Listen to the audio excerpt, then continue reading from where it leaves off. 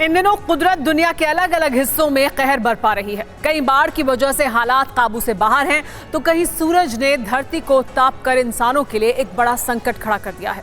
बात पूरब और एशिया की करें तो बाढ़ का कहर बरपा हुआ है, लेकिन साउथ यूरोप की बात करें तो इस साल पिछले साल के मुकाबले गर्मी ने ज्यादा तबाही मचाई है और ये तबाही आगे और भी विकराल हो सकती है। देखिए यूरोप के हालात पर यह रिपोर्ट।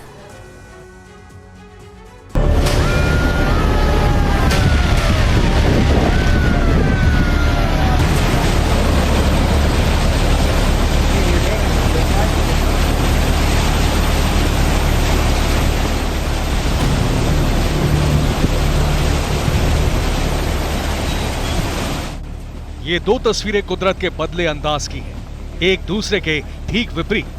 पूर्वी देश और एशिया में इस समय बारिश की वजह से बाढ़ कहर बनकर जिंदगियों पर भारी पड़ रही है। नदियां उफान पर हैं, पहाड़ों से उतरा पानी इंसानी जीवन को लीलने के लिए उतावला हो रहा है। लेकिन इसके ठीक उलट दक्षिणी यूरोप के देश की जमीन सुलग रही है। सूरज इस कदर गर्मी बरपा रहा है कि इंसानों का घरों से बाहर निकलना मुहाल हो गया है।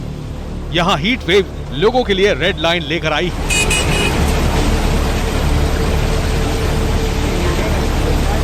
जो आप देख रहे हैं वही सच है। न सिर्फ साउथ यूरोप बल्कि नॉर्थ ईस्ट अफ्रीका भी इस समय तपिश से मची तबाही का शिकार है और हालात जल्द नहीं बदले तो आने वाले दिनों में तापमान सभी रिकॉर्ड ध्वस्त कर देगा। यानी मौत का आंकड़ा ऐसे स्तर पर होगा जो तमाम सुविधाओं के बावजूद इतिहास में सबसे बड़ा होगा। आखिर कैसे यूरोप में जारी हीट वेव के आधार पर इस निष्कर्ष तक पहुंचा जा सकता है, इसे भी समझ लीजिए। स्पेन, फ्रांस, ग्रीस, क्रोएशिया और तुर्की के कुछ हिस्सों में इस समय 45 डिग्री सेल्सियस तापमान पहुंचने की आशंका है। वहीं इटली का तापमान 48.8 डिग्री सेल्सियस दर्ज हो सकता है। यानी पिछले सभी रिकॉर्ड ध्वस्त होने की आशंका है।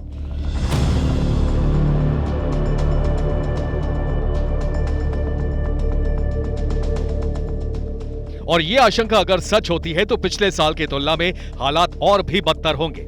इसका मतलब है कि पिछले साल की तुलना में यूरोपियन देशों में जान माल का नुकसान भी ज्यादा होगा।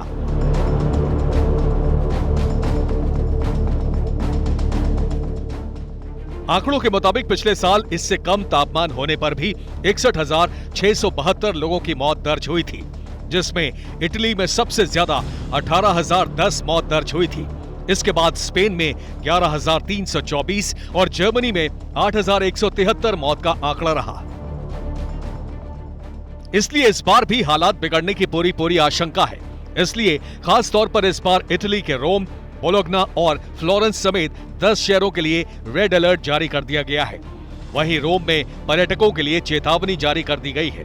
यानी गर्मी से यूरोप इस वक्त सुलग रहा है और राहत मिलने की उम्मीद बिल्कुल भी नहीं है। Bureau report, TV9 Bharatvarsh.